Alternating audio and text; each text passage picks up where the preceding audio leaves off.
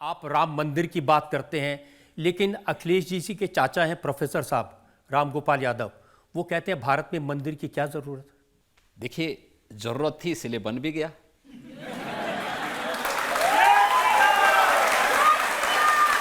मेरा ये मानना है भारत के इतिहास की सबसे महत्वपूर्ण और अभूतपूर्व, हर भारतवासी को अभिभूत और आनंदित करने वाली घटना है अयोध्या में श्री राम जन्मभूमि पर मर्यादा पुरुषोत्तम प्रभु श्री राम का भव्य मंदिर का निर्माण। आप देख रहे होंगे अयोध्या के अंदर लाखों की संख्या में श्रद्धालु प्रतिदिन आ रहे हैं, आज भी आ रहे हैं। अयोध्या की, आज की अयोध्या को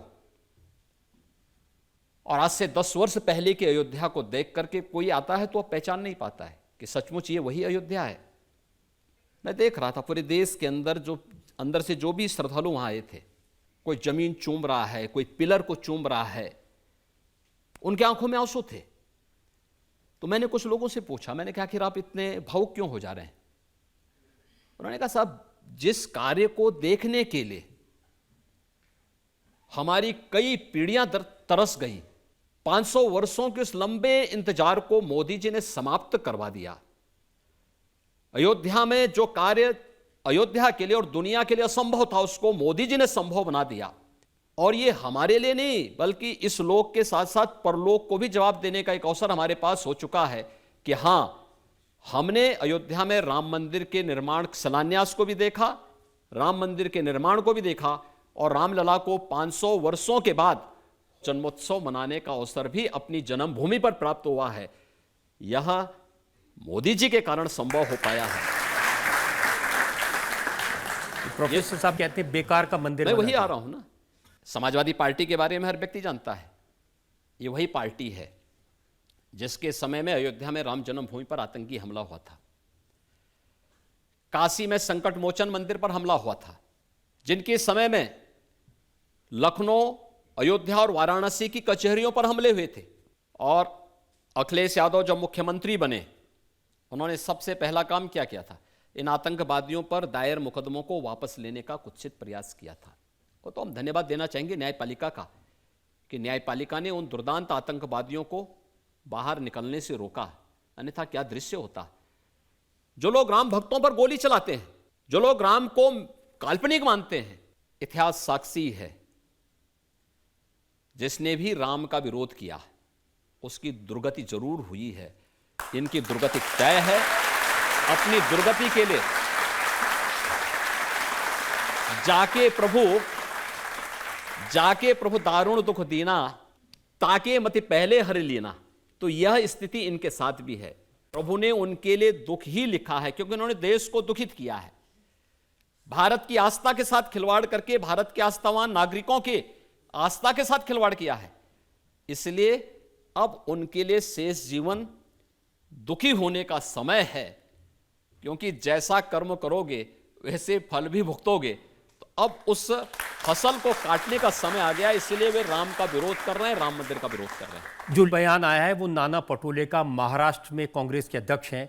उन्होंने कहा कि जब हम सरकार बनाएंगे तो इस मंदिर को फिर से पवित्र करवाएंगे, इसको गंगा जल से धोएंगे। पहले अपने आप को तो पवित्र कर लें।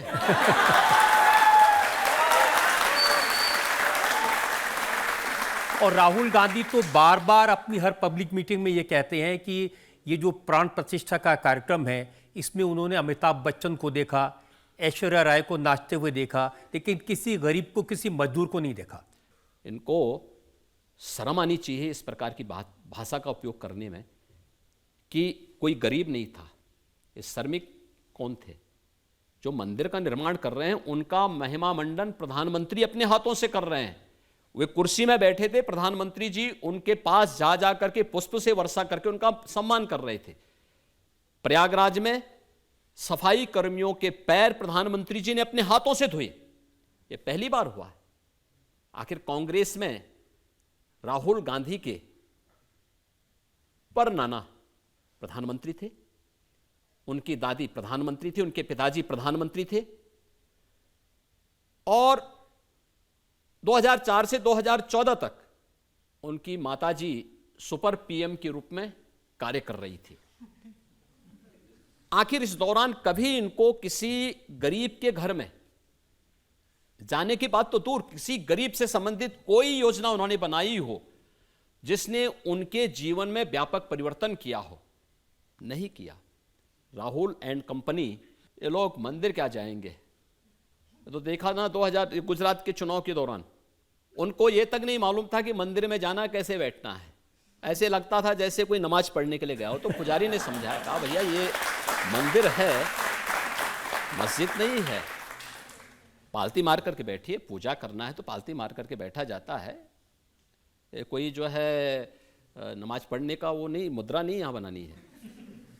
अब जिनको ये भी संस्कार न हो वे राम मंदिर के बारे में चर्चा करें, जिनका खानदानी इतिहास है राम मंदिर के विरोध का, वे भारत की आस्था को क्या जान पाएंगे? और आज से ऐसा थोड़े पहली बार हो। वो शिकायत कर रहे हैं कि राष्ट्रपति द्रौपदी मुर्मू को प्राण प्रतिष्ठा के कार्यक्रम में इसलिए नहीं आमंत्रित किया क्योंकि वो एक आदिवासी हैं। पहली बार देश के अंदर एक आदिवासी महिला देश की राष्ट्रपति बनी है। वह किसके कारण? प्रधानमंत्री मोदी जी के इनिशिएटिव लेने के कारण, कि समाज के अंतिम पायदान पर बैठे हुए, अंत्योदय से अमृतोदय की यात्रा है हमारी, अंतिम पायदान पर बैठे हुए व्यक्ति को भी सत्ता के सिंहासन पर बैठने की स्थिति है।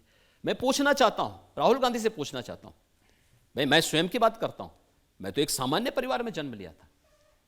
हमने कभी मुख्यमंत्री बनने की सोची ही नहीं थी, कभी नहीं सोची थी, कभी नहीं हम लोगों के मन में था ये।